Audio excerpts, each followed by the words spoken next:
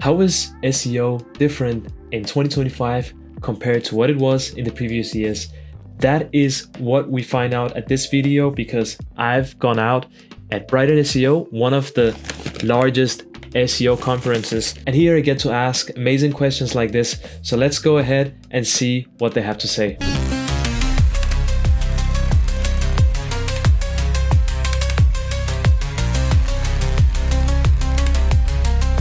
It's Brian, right? Certainly is, yeah. Well, Ahrefs, Director of Content Marketing. How is SEO changing in 2025 compared to the past? Yeah. I've been doing SEO for like 14 years, and the last year has been the biggest change I've ever seen. It's just absolutely chaos. Sure. And I think AI is obviously the big change. Yeah. There are probably, if I had to reduce it down, I'd say there are two things that have really changed. AI has made the marginal cost of content creation turn to zero, basically. So you think about it, every company wants to make search optimized content. They want to rank for as many keywords as possible. Historically, that was an expensive thing to do. They were limited by cost. Now you can pump out thousands of articles a day for a few cents through an API call. And it just means that companies are able to, basically saturate any SERP they like and rank very easily. So the competition is vastly higher for every keyword, only going to get higher and higher.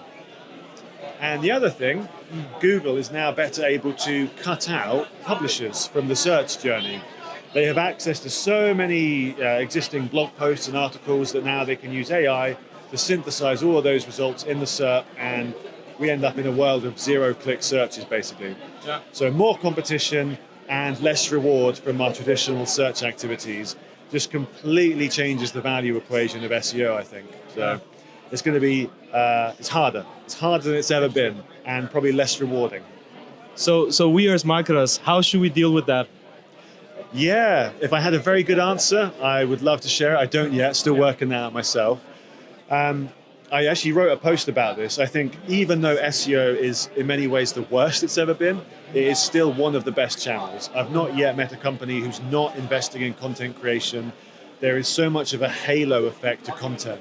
It helps beyond just keyword rankings. It helps people understand your product. It helps them get more value out of it. I think we need to change our expectations of search. We're not going to have the crazy month-over-month growth of organic traffic and keyword rankings that we used to have. It's going to be much harder. I think companies should be more selective of the content they create. I almost want to approach content creation from the perspective of, would I write this even if there was no search benefit? Is this so important to me and my users and my product that I would write it even if it didn't rank for anything, and use that as a good rubric?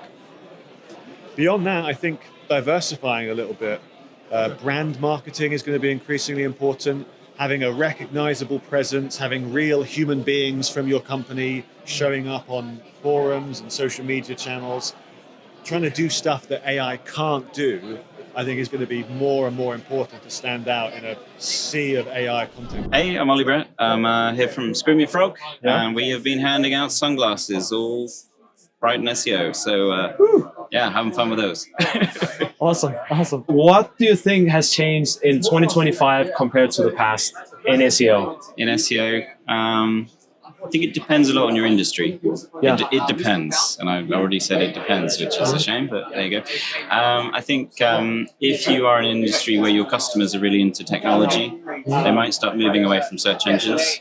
But if you sell a lot of things to sort of older people who don't really understand how to use their computers, then they're probably still going to be using search engines as per usual for the foreseeable. So I think in certain industries you'll see a decline in traffic because of the use of AI tools instead. But otherwise, if you're selling garden furniture, you're probably doing all right, just as well. My name is Grieselhuber. I'm the CEO of DemandSphere. We are a SERP analytics platform. Yeah? Yep. And you've been existing for 15 years? 15 years, yeah. How is SEO developing in 2025? How is it comparing to the past years? And that's the question. We're a data company, so I would say in the last 24 months we've seen more changes than we've been seeing in the prior 13 years in business. just with Google alone, there has been an incredible amount of changes on the SERPs. And so there's new SERP features coming out. Obviously, the influence of AI has been huge. And so people are struggling to keep up with all the different changes on a day-to-day basis. My name's Steve Pitchford. I'm Operations Director of Majestic.com. The question is, how is SEO changing in 2025 compared to the previous years? Well, I think SEO changes and doesn't changes. People look for ways to automate solutions. New technologies become available. And what was spinning articles 20 years ago is now a new wave of AI and LLM models.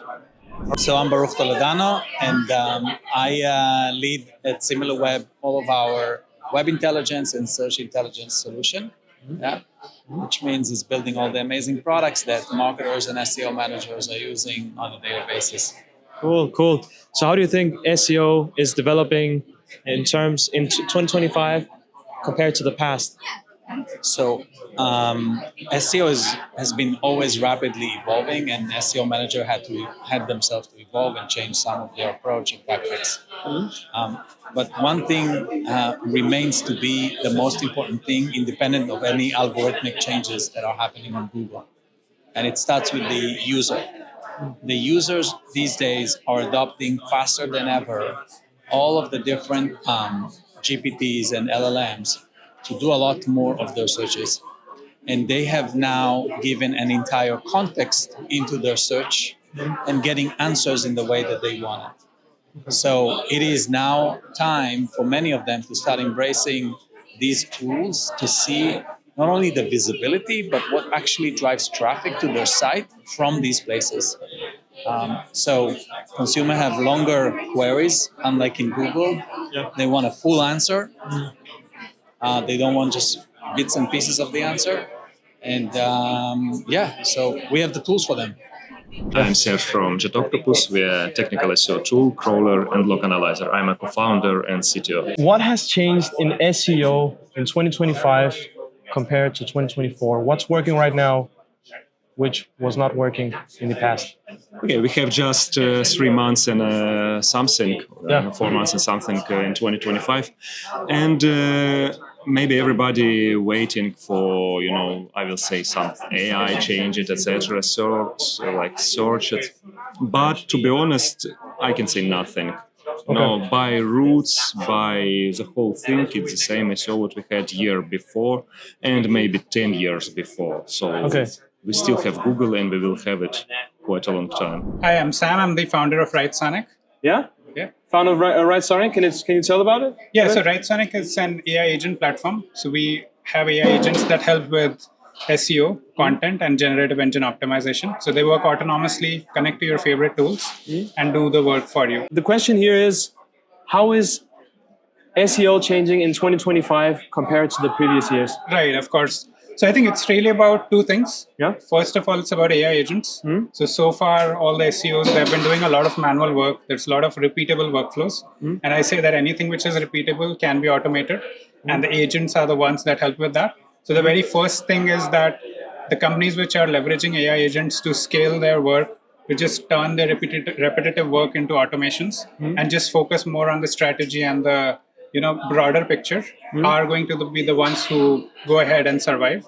Okay. Right. So that's one. And second thing, it's about, of course, AI search and generative engine optimization.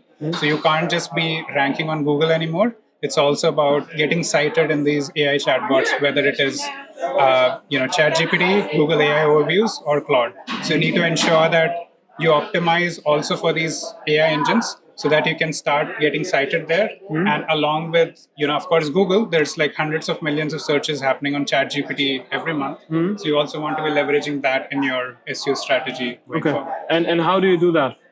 So basically, there are various methods. In terms of AI agents, of course, you can build your own agents using tools like N10 or Make.com. If you're a little bit technical and have access to APIs and know how it works. Or you can also leverage Writesonic, where we give pre-built agents. You don't need subscriptions for Ahrefs, SEMrush, all that. We directly integrate with those. Yeah, we automatically integrate and do that for you. Cool. In terms of generative engine optimization, there are actually a couple of tactics where one, these models prefer more FAQ-like content as compared to something which has a lot of fluff.